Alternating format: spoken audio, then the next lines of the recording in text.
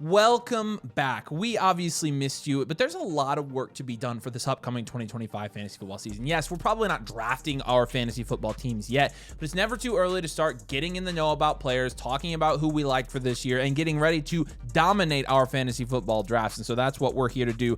If you're new, make sure you drop a like. Make sure you're subscribed as well. We're trying to grow this channel, and honestly, the easiest way for us to do that is if you subscribe. It's free, it's easy, and it helps us out a ton, so we appreciate that. But we're going to talk about players that we think could break out in fantasy football. We did this video last year. We had JSN on this video. We had Zay Flowers on this video. We had some wide receivers on this video that ended up breaking out. And really what we're trying to do is look analytically at guys that are being drafted that haven't proven themselves in the NFL yet that we think have a chance of breaking out. So let's start with the first one here. This is the most obvious one. This is the guy that's being drafted the highest right now in fantasy football drafts, according to Underdog's ADP, since best ball ADPs really all we have here. And this video is not going to be tailored towards really best ball. It's going to be more best ball and redraft altogether. But honestly, the guy going highest that really hasn't done it yet is Marvin Harrison Jr. When I say hasn't done it, I mean that's a pretty high bar. Because when you're going as a top 3 round pick in fantasy football, you should probably have produced as a, wide receiver 1 or a running back 1. And with Marvin Harrison Jr., he was 39th in fantasy points per game last year at 11.6 in full point PPR leagues. Now, when you're looking at his stats across the board, there was really nothing that super stood out. He played in all 17 games. He had 116 targets, which isn't terrible. I mean, you've got to consider, he's not going to get 170 like Malik Neighbors. He's not that type of player. He's an ex-wide receiver, but he caught 62 of those. And so that kind of stands out right away. He only caught 62 of his 116 targets last year. His catchable target rate, according to Player Profile, was 64th in the league. 68%. That is really, really not good. But not to mention, even the volume, his target share, and which is, again, relative to the amount of targets that were total on the team. He is playing with Trey McBride, 37th in the league at 22%. And honestly, you do want to see higher than that. His efficiency metrics were bad. He was 58th in the league in yards per route run, but he didn't really bring in a lot of his targets. 885 receiving yards, and he had 8 receiving touchdowns. Obviously, a good number of those came in that game where he popped off, which was week 2 or week 3, right? And so, all things considered with Marv, he definitely was a bust last year relative to where he was being drafted in the fantasy football community. Now, this year where we're seeing Marvin Harrison Jr. go is the early 3rd round. And I'm going to say this about Marvin Harrison Jr. before I give you the detailed explanation of why I think he could break out in fantasy football. I'm comfortable taking Marvin Harrison Jr. in fantasy football as a 3rd round pick. As a 2nd round pick, it's a little bit dicier. I definitely think he has the upside to return on that value. But as a 3rd round pick, I feel like you're getting a pretty good bet at a pretty decent price. Yeah, look, I mean, nothing about his situation has changed from last year to this year. Obviously, McBride ended up being way better than I think most people expected, obviously. Mm-hmm. But really outside of that, it's Kyler Murray, it's McBride, it's James Conner, and it's Marvin Harrison Jr. And with Marv, nothing about anything related to the Cardinals organization, their offense, their scheme, nothing like that has changed. It's still, in my opinion, going to be built for a guy like him to produce. And you're looking at the wide receivers around him. You've got a wide receiver 2 in Higgins, who, yes, is tied to Joe Burrow. So there's a little bit of a caveat there. I understand why he's priced right around Higgins. I think it's fine taking the Marv shot there. Garrett Wilson is with Justin Fields. I'm fine with taking the Marv shot there. Tyreek, honestly, it's kind of a crapshoot with Tyreek heading into this season. I'm good with taking Marv. Terry, Rashid coming off the ACL, and then JSN with Sam Darnold. There's a big tier of wide receivers here going at that 2-3 turn that are all outside of T. Higgins in kind of shaky situations. And really, if you're going to talk about the security of knowing that you're the number 1 guy in that offense, it's Marv. It is. I would probably take JSN comfortably over Marv at this point. That's the only guy on that list. I would. The rest of them, I'm okay with it. JSN would be the one guy that I would be I'd put him right there too. But again, it's not all that uncommon. We saw this with CeeDee Lamb. CeeDee Lamb had a fairly conservative rookie season, and then he just broke out a little bit later. That doesn't not happen these days for wide receivers, and I think it could be the same thing for Marv. Real quick, some of his success rate versus different types of coverages according to Reception Perception, a great resource that we use. Against man coverage, 75th percentile. Against zone coverage, 72nd percentile. Against press coverage, 80th percentile. These are all very good marks. And basically what Matt Harmon says in the write-up of Marvin Harrison Jr. here is that he wasn't deployed effectively in the sense that they weren't using him in enough different ways for defenses to actually think about how they were covering him. And also, Kyler wasn't the best getting him the ball. And so it's not all Kyler and the offense's fault, but a good portion of it is. Marv also is just going to he's young, he's going to get mature, he's going to have another year of experience playing in the NFL, and I think he's primed to break out this year. I'm totally comfortable drafting Marvin Harrison Jr. on your fantasy teams, and if you can swing him again, 3rd round price, I'm really, really in on. 2nd round price, it's not bad, but again, with the other receivers he's going around, I think he's a good bet to break out this year. He is still one of the highest rated prospects ever to come through our analytical models, and one of the best graded prospects wide receiver wise that a lot of NFL scouts have seen as well. So Marv, I think, is a very good shot to take this year in fantasy football. I think another good shot that you can take really at the end of your drafts is a guy like Jalen Wright. I mean, especially if you own someone like Devon Achane, you're basically taking Wright as your handcuff there. And at a certain price, we're good with you going with a handcuff if you can afford it in your fantasy drafts. But with Jalen Wright going into his sophomore season, or 2nd year, he's the backup to Jalen Wright, like the direct backup. Raheem Mostert is out of that offense. When you're looking at the depth chart there, it's Madison behind Jalen Wright, and then you got Ollie Gordon, who they selected, I think, in the 6th round in this year's draft. Alec Ingold, Nate Noel, who will probably both be off the team once we're through training camp. So really you're looking at 4 guys that are going to have a roster spot there at the running back position: Achane, Wright, Madison, and Gordon. Madison, we know exactly what he is. We know that he's very limited. He's kind of you put him in for one game if you absolutely have to, he might do well. Ollie Gordon, complete crapshoot. He had an awful prospect profile heading into this season. I would not bet on him really taking over that running back room. Here's a couple things that we know for sure. Devon Achane, as good as he is, can get very banged up. We saw that this season. We saw that his rookie season, and there was a little bit of volatility in terms of his production when Tua was off the field. So I understand why a guy like Jalen Wright is going really for pennies on the dollar in your fantasy drafts. But again, I mean, you're looking at the best of the Dolphins running back room when both Mostert and Achane were healthy and productive at the same time in that offense, alongside Tyreek Hill and Jalen Waddle back in 2023.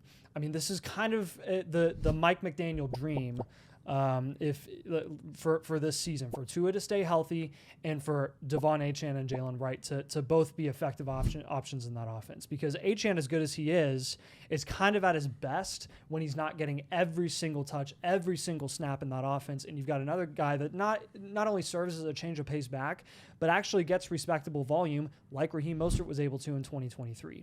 Mostert, obviously, there was a lot of signs of regression. He had 21 touchdowns in 2023. I think he led the league.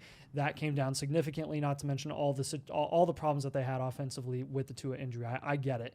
But again, if you want to take a handcuff shot in the late rounds of your fantasy drafts, especially if you own someone like Achane, just go ahead and get both of those guys. I'm in full support of it because you have the insurance in case Achane goes down, and you have the off chance that both of those guys could be productive in this offense as well. Because I think if we've learned anything, it's that you probably want to bet on on multiple running backs producing in that offense than both Tyreek and Waddle, if the last 2 years have been any indicator at all for us in that offense in Miami.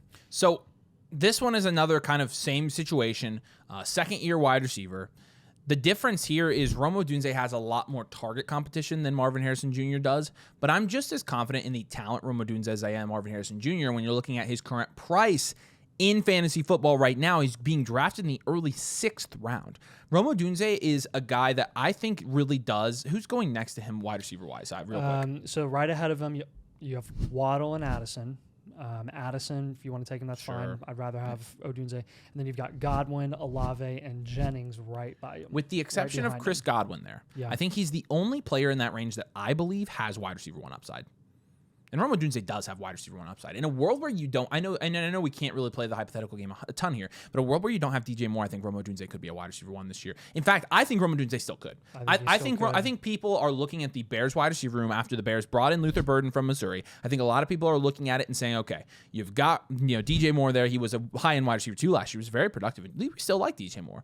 We've got Rome Odunze. You've got Luther Burden. They also brought in Colston Loveland.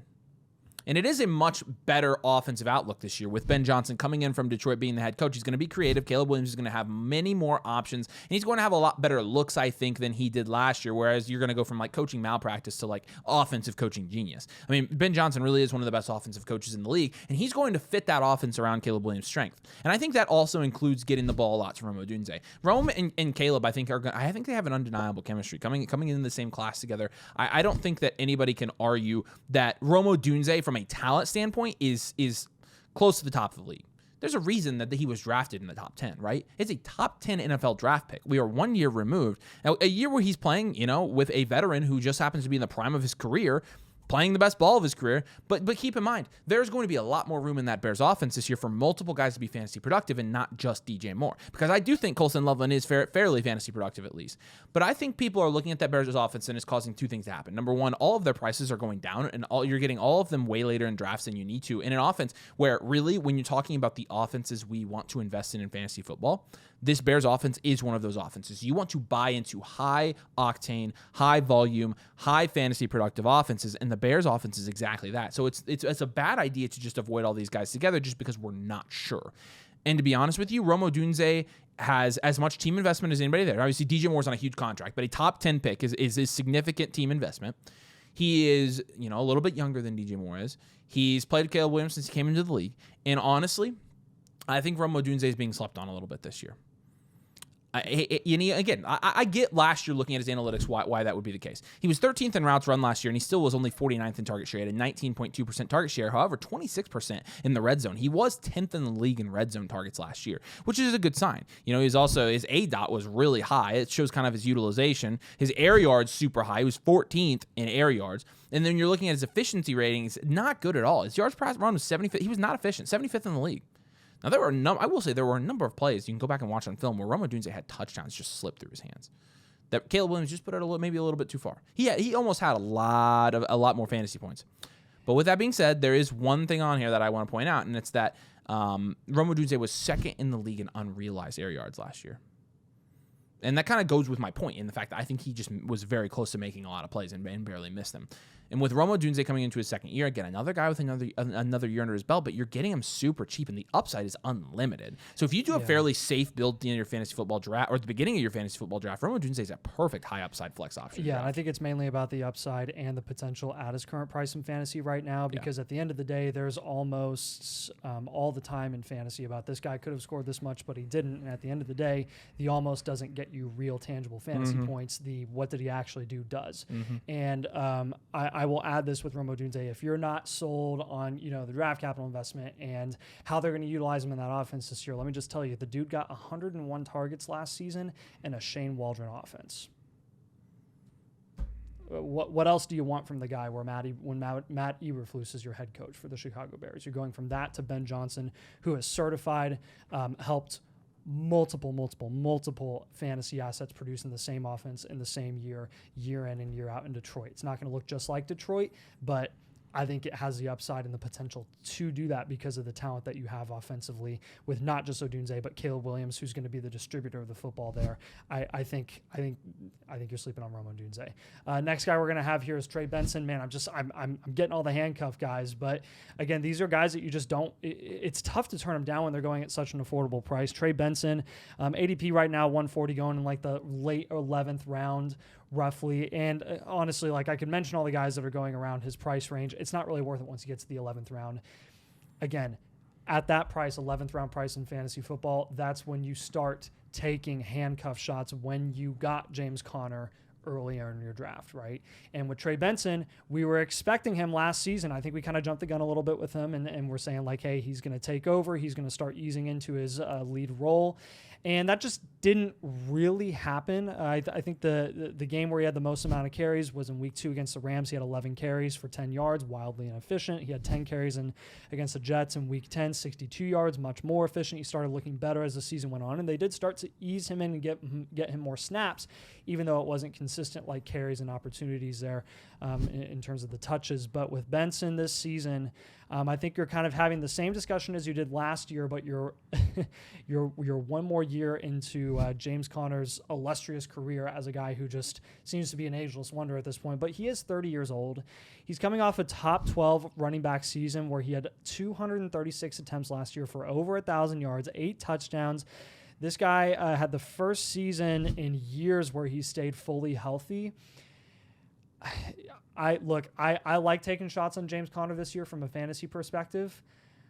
I think you're playing with fire if you're drafting James Conner earlier in your fantasy drafts and you're not snagging Trey Benson in the process, because Benson, from a prospect and talent perspective, was ultimately drafted to replace James Conner, and he is not dead in the water this season from taking on some of those opportunities in touches. I mean, you've seen James Conner be successful in the past while he's splitting a backfield.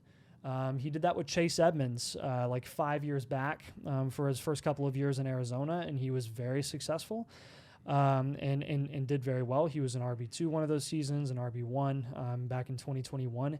And look, I think it's very possible that you could see a similar sort of outcome this season where Benson comes in, he gets touches, gets fantasy relevant opportunities, and James Conner kind of gets a little bit less of a workload than he did last season, which I do not think is sustainable for a 30-year-old running back. I mean, look across the league. The only other guy that can do that year in and year out is Derrick Henry. James Conner is not Derrick Henry. I mean, historically speaking, this guy struggles with a very, very heavy workload. So I think they're going to try and ease that back a little bit, maximize his touches so that he can be as efficient and effective as possible, and get Benson some opportunities as well. So definitely take a shot on him in the 11th And round. these aren't necessarily guys that we're 100% sure are going to break out. I think these are more breakout candidates. I think it's worth discussing because there's a couple guys at the end of this list I'm not really confident that I want to say are for sure going to break out. Let's talk about Xavier Worthy. And you kind of saw a mini breakout from Xavier Worthy last year at the end of the season, which was kind of what makes him a little bit of a tough evaluation, right?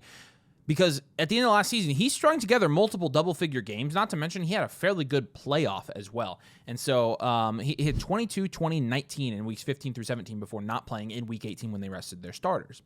So a lot of people will look at that and say, okay, Xavier Worthy kind of had his late season breakout, and he's going to, it's going to continue to next year. Now, a lot of people say this, and I agree with this, honestly. I think that they're both plausible. But Rashee Rice, assuming Rashee Rice does come back healthy, he's going to basically step back into the role that Xavier Worthy did take at the end of the year. Because when you're looking at Xavier Worthy, actually, there was one stat that kind of jumped off the page for me in his efficiency metrics, at least, or his production metrics. His yak was 16th in the league. And you'll notice the same thing with Rashee Rice. When Rashee Rice was healthy, he was first in the league in yak last year. He was leading the league in yards after catch. And part of that's the Mahomes factor, but part of that is also just that role in that offense factor. When you're looking at Xavier Worthy's reception perception, he is against man coverage 20th percentile, against press coverage 16th percentile, against zone coverage 64th percentile. And so again, good against zone, bad against press and man. And really, like when you're looking at his write up and stuff like that, basically he doesn't know. And there's not a ton of answers in the data with Xavier Worthy. And so really you have to speculate. And I would speculate this with Xavier Worthy. I think there is a world where because he is a good receiver, and I think you see that on some of his route running data. He is very good at some things, right? He digs corners. He obviously flats and stuff like that. He has a very high success rate on. And then other routes like slants, curls, comebacks, not really. And so I think he has his strengths. I think some of the reason that he's not big or not good at some of those routes I mentioned is because of his size. And you really can't fix that. I think it's plausible to say, Xavier Worthy's going to build in this. I also think it's plausible to say that Rashee Rice is going to come back and take this role. I think if you're talking about the safer option, I think the ADP reflects who the safer option is. Xavier Worthy, though, is going mid-4th. How far away from Rashee Rice is he actually going right now? Not that far, right? No, not that far at all. They're going about a round apart at the moment. You got Xavier Worthy going right around Mike Evans, Tet McMillan, Breece Hall range, and then you got Rashee Rice right kind of in that tier above with JSN, Chase Brown. I'll say this. Assuming Rashee Rice is healthy, if they're at the same price, I would take Rashee Rice at price. Yeah, I would absolutely take Rashee at price. So, just for the PPR consistency alone, like especially if you're in a half PPR, full PPR format, if you want consistent target volume once Rashee's on the field, I think you're going to get that from him more than you are Worthy. And so I think kind of the moral of the story on this one is is, yes, he could be primed for a breakout season here, but if Rashee Rice is back and he's fully healthy, I think that's probably unlikely, and I think he probably remains somewhere to the wide receiver 3 to low end wide receiver 2 range as his upside to Xavier Worthy this year. Yeah, now with Ricky Pearsall, I think you've got kind of a similar discussion because you've got him, who's the new fresh rookie from last year, who really started to show out towards the end of last season when Jennings was doing really well. Ayuk was struggling with the ACL injury that he still. I mean, just looking at the news from Ayuk, there's no positive news about Brandon Ayuk starting the season healthy, coming into training camp, anything like that. I mean, the dude had a torn ACL, MCL, and meniscus, and is not expected to start week 1. I mean, he might start the season on the puppy dog list, maybe not coming until week 6. So with that in mind, there's definitely an opportunity for Pearsall to kind of pick up where he left off towards the end of last season. What I will kind of add with this week 17 and week 18 performances, 28 and 18 points respectively, if I'm not mistaken, Purdy missed some time there. He missed week 18. He sat out. Week 17 in Detroit, he played very well. But, I mean, they were kind of just – it was kind of a crapshoot at the end of the season where they were just trying things out and messing around with personnel and really seeing, what they could – take at the end of the season and carry into the following year.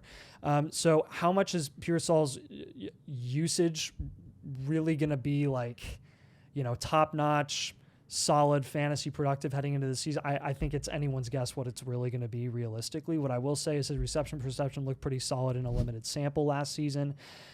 He was pretty efficient there, which was encouraging. The other thing too is looking at his price. I mean, it's not wildly unreasonable. He's going in the 7th round, being priced around guys who I think just have just as many questions. Deebo Samuel is the wide receiver 2 for Washington. Maybe, I mean, I hope he's wide receiver 2. Can he stay healthy? We'll see. Jerry Jeudy, who's going to throw on the ball? Flacco, Deshaun, Gabriel, Pickett, Sanders. I don't know. You tell me, man. Jacoby Myers has Besh in that offense now, and Brock Bowers, and now Geno Smith is there, so we'll see how that connection looks. Stephon Diggs coming off the ACL, and then you've got the rookie Matthew Golden, Jaden Reed, Shakir, a lot of cap ceiling guys, a lot of older vets where you're like, I don't really know what this is going to look like here. What I will say is in this price range, I'm not just looking at the wide receivers. I think I'm less attracted to the wide receivers in this range, and I'm more willing to take a shot on Quinshon Judkins or Caleb Johnson, who are both lead 100%. Running backs in their respective offenses that have very questionable passing games. I think you're more inclined to go take a running back shot here, even James Conner, than go with a guy like Pearsall or any wide receiver here. That being said, I think it's interesting that Pearsall and Brandon Ayuk are going very close to each other, pretty much in the same round. Look, if you want to take Pearsall because he's going to be starting out the season, I don't blame you. If you're going to take a shot on Ayuk because of that team investment and that he could come back in and be that number 1 option right away, I mean, I don't blame you with doing that either. I will say there's significant risk this season taking a shot on either one of those receivers.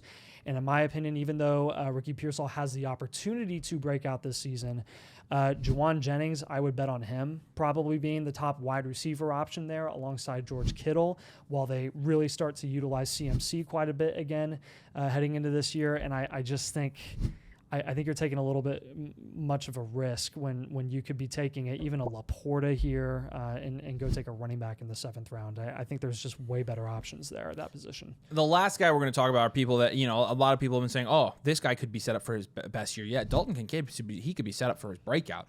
And really, when I'm looking at Dalton Kincaid's analytical profile, I don't know why last year wasn't that year. And to be honest, it was. And he came out as his, freshman year. He had a solid year his first year in the NFL, 9.4 fantasy points per game. Perfect to build on that, increase it by 3 or 4 points a game and continue building as it. And what did he do? He came out and dropped his 7.8 points per game last year. I mean, I don't know how in that situation where you're getting the opportunity, right? His target share is 8th in the league. His target rate is 7th in the league. He's 15th in targets in the league. And so even though he's being targeted at a high rate, the amount of raw targets aren't enough there for Dalton Kincaid. And that does stem a little bit from his routes run. He's only 27th in routes run in the league. And so you have to acknowledge that. His air yard share was 6th in the league. But, when you're looking at how he was used, he was 2nd among tight ends in deep targets with 11, which was, again, a lot of times you don't use your tight ends like that. And he was. I mean, you saw it in the playoff game. He dropped a pass and everybody wanted to kill him for it. And then his ADOT was 8th in the league. But, I mean, while being 8th in target share and 7th in target rate, his receptions were 26th in the league. His receiving yards were 28th in the league. His touchdowns were 25th in the league. His yards per out run, his efficiency, 18th in the league. I don't see why Dalton Kincaid would come out and have a massive breakout year win last year. He could have done the same thing, and it was not any better. I don't see the Bills' offense changing dramatically. I don't see Dalton Kincaid coming out and getting much, much better. Dalton Kincaid was an old prospect coming out, right? He's already 25 and a half years old. He was an old prospect. And so this isn't a guy that's like, oh, let's wait a couple of years and then he's going to come out. I mean, we should have probably seen flashes of it.